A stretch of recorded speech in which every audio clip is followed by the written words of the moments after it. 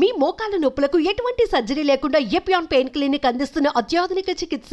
మనం వంట చేయడము అనేది అతి సామాన్యం. మగవాళ్ళు చేయొచ్చు, ఆడవాళ్ళు చేయొచ్చు, కుక్ చేయొచ్చు, ఎవరైనా కుక్ చేసుకోవచ్చు. మేల్ ఫీమేల్ లేదు, నలభీములు ఇంకా బాగా చేస్తారు.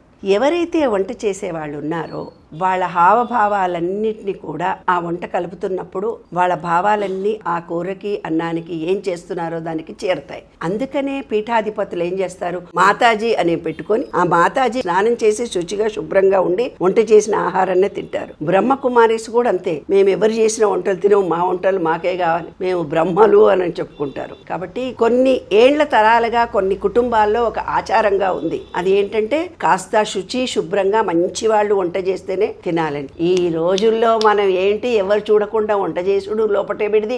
రోడ్డు మీద దోశలు వేస్తే ఏం రుచికరంగా ఉన్నాయి. ఒకడు ఉమ్మేస్తా ఉంటే, ఒకడు దుమ్ములేస్తా ఉంటే, ఒకడు తూ అంటుంటే అబ్బబ్బో రుచికరమైన టేస్టులు. బయట ఎన్ని వైరస్లు తిరుగుతున్నాయో అందరికీ తెలుసు. పాపం హోటల్ ఆయన నిన్న చూస్తే నాన్న రోడ్డు మీద పాపం హోటల్ లోపల ఉంది, కొంచెం మెట్ల మీద వాడు దోశలు చేస్తున్నాడు. వాడికి అమ్ముడు పోతులేవు, పక్కన రోడ్డు కింద పెట్టిన దోశలు ఇడ్లీలన్నీ అమ్ముడు పోతున్నాయి. వాడికి అమ్ముడు పోకపోతే వాడు కూడా ఏం చేసిండు, ఇదేదో ఉపాయం బాగుందిరా అనుకొని వాడు కూడా ఆ దోశలు చేసేది ఇడ్లీ చేసేది రోడ్డు మీద పెట్టుకొని చేస్తున్నాడు. మా డ్రైవర్ ఒకనాడు నాకు చెప్పాడు, నాన్న అమ్మ ఉమ్మేస్తుంటే తుమ్ము చేస్తుంటే అక్కడి నుంచి లాట్రిన్ వాసన, అక్కడి నుంచి బాత్రూమ్ వాసన, అసలు ఇంత రకాలైన వాసనలు వస్తే ఆ దోశలు ఏం టేస్ట్ ఉంటాయమ్మా, అంత టేస్ట్ ఉంటాయి. అదన్నీ మనం మర్చిపోతున్నామా నాన్న?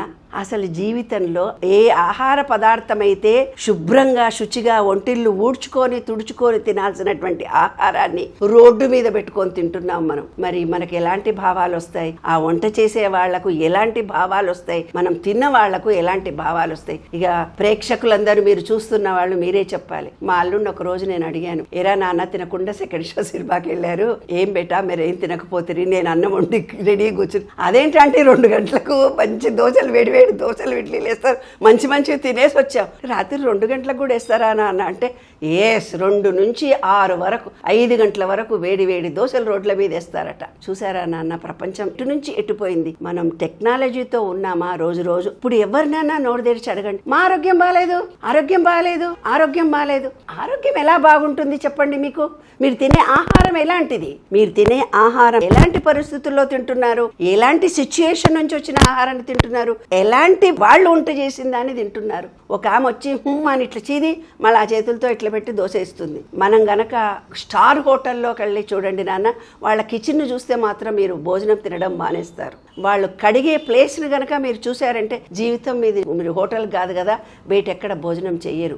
మా అత్తగారు వాళ్ళు ఏం చేసేవాళ్ళు, కడిగిన గిన్నెలను కడిగి పని మనిషి అక్కడ పెడితే మళ్ళీ వచ్చి నీళ్లు పోసి మళ్ళీ వేడి నీళ్ళతో మమ్మల్ని కడగమనేవాళ్ళు. వైరస్ వస్తుంది, ఆ దాంట్లో సబ్బు ఏదైతే యాసిడ్స్ పెట్టి చేసినారో అవి వాళ్ళు సరిగ్గా పామి చెయ్యరు. మళ్ళీ ఆ గిన్నెని గనక మీరు కడిగితేనే వంట చేసుకొని తినండి అనేవాళ్ళు. అంత శుభ్రత, అంత బాధ్యత, అంత శ్రద్ధ, అంత ఏకాగ్రత పెట్టి వంట చేసినప్పుడు మాకెవ్వరికి 60-70 ఏళ్ళోళ్ళు ఎంత గట్టిగా ఉన్నారు, వాళ్ళ 80 ఏళ్ళోడు కూడా ఎంత స్ట్రాంగ్ ఉన్నారు. ఈ భూమి మీద వాళ్ళకి చేసే పనేమి లేదు. మేము ఏం చేయాలో, ఎందుకు బతుకున్నామో మాకు అర్థం కావట్లేదు. కానీ మరి వాళ్ళ 30 ఏళ్లకే కడుపు నొప్పులు, 20 ఏళ్లకే డైజెషన్ కెపాసిటీ, 35 ఏళ్ల పిల్లగాడు నాకు మగతనం లేదు, పెళ్ళాం దగ్గరికి పోవాలంటే భయం అవుతుంది అంటున్నారు. మరి ఇప్పుడు ఆడవాళ్ళందరూ మాకు యూట్రసే లేదు, మాకు పిల్లలు కానీ అవకాశమే లేదని ఏడుస్తున్నారు.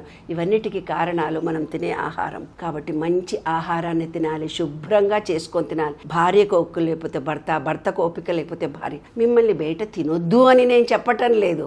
శుచిగా శుభ్రంగా ఒకరోజు తినండి, 2 రోజులు తినండి. జీవితకాలం మొత్తం మీరు తినే ప్రతిదీ బయట నుంచి. నేను తార్నాకాలో నేను మా అమ్మాయిలకు చెప్పేదాన్ని, నేను ఇల్లు ఖాళీ చేసిపోతాను, ఇక్కడ చిన్న హోటల్ కూడా లేదు, ఓపిక లేకపోతే కర్రీ పాయింట్ కూడా లేదు. ఇప్పుడు అడుగడుగునా హోటల్స్ అయిపోయినాయి. మా తార్నాకాలో ఈ 30 ఏళ్ల నుంచి ఒక్క హాస్పిటల్ కూడా లేదు, ఆర్టీసీ హాస్పిటల్ తప్ప. కానీ ఇప్పుడు గల్లీకి డాక్టర్లు రావాల్సిన సిచ్యువేషన్ వచ్చింది. ఎందుకు వచ్చింది? హోటల్స్ పెరిగినాయి కాబట్టి డాక్టర్లు పెరిగారు. ఇది సర్వజనీన సత్యం.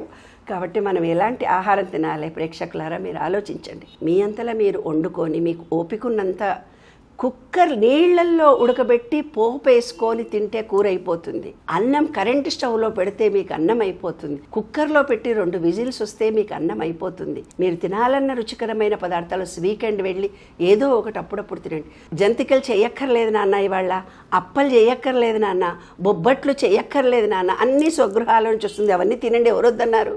కానీ రోజు తినే ఇడ్లీ దోశ దగ్గర నుంచి టిఫిన్లు కూడా రోడ్డు మీద టిఫిన్లు ఏమేమి తింటాము అంటే మాత్రం రోగాలు తప్పనిసరిగా వస్తాయి. కాబట్టి ఓపికతో మీ ఇంట్లో మీరు చేసుకోగలిగినన్ని రోజులు చేసుకుంటూ మీ జీవితాన్ని గడిపిస్తే ఆరోగ్యమే మహాభాగ్యం. ఆరోగ్యం కావాలంటే మీరు తినే ఆహారం పట్ల ప్రతి ఒక్కళ్ళు శ్రద్ధ పెట్టండి. ఇవాళ మాకు ఆరోగ్యం బాగాలేదు, నా దగ్గరకు వచ్చి అందరూ మేడం మీరు ఏం ఆశీర్వదించటమంటే అనుకున్న కోరికలు కాదమ్మా, నాకు ఆరోగ్యం బాగాలేదు, ఆరోగ్యం బాగుంటేటట్టు ఆశీర్వదించు. ఆరోగ్యం బాగుండాలి, ఆరోగ్యమే మహాభాగ్యం. నాన్న, ఈ శరీరము మన కోసం ఎంతో పని చేస్తుంది. ఈ శరీరాన్ని చాలా బాగా ప్రేమించండి. ఒక కాలులో నొప్పి వచ్చి ఒక అమ్మ అంటుంది, కాలు నొప్పి అమ్మా అంటుంది. కాలు నొప్పి అనగానే మీరు ఎవరో వచ్చి జండుబామును ప్రేమగా రాస్తారు. రాసేసరికి కాలు నొప్పి తగ్గిపోతుంది. తలనొప్పి వస్తుంది మనకు, జండుబాము ఇలా ప్రేమగా రాయగానే తలనొప్పి తగ్గిపోతుంది. అంటే ఈ శరీరానికి మన ప్రేమ చాలా అవసరం. మీరు బయటి ప్రపంచంలో ఇంకెక్కడో ఇంకేదో కావాలని అనుకోకండి. మీ శరీరంలో ప్రతి అవయవాన్ని ప్రేమించండి. అణువున ఉన్న ఎంజాయంలో మీరు ఎంజాయ్ చేయండి. మంచి ఆహారాన్ని ఇవ్వండి. ఈ శరీరాన్ని ప్రేమించండి. ఆరోగ్యమే మహాభాగ్యం. మీ శరీరంలో ప్రతి అణువు, నరము, కండరాలు అన్నీ ప్రేమ కోసం ఎదురు చూస్తూ ఉంటాయి. ఈ ఆత్మ అనేది, ఈ పాజిటివ్ ఎనర్జీ పాయింట్ శరీరంలోకి వచ్చిన తర్వాత ఎప్పుడు చూసినా ఏడ్చుకుంటూ కూర్చుంటే ఎప్పుడు వచ్చిన రోగాలు వస్తాయంటే మన మైండ్ మంచి ఆహారం తినండి, మంచి ఆలోచనలు వస్తాయి. ఆరోగ్యమే మహాభాగ్యం. మీ శరీరాన్ని మీరు ప్రేమించుకోండి, ఎంజాయ్ చేయండి, ఆనందంగా సంతోషంగా జీవించడం నేర్చుకోండి. Thank you.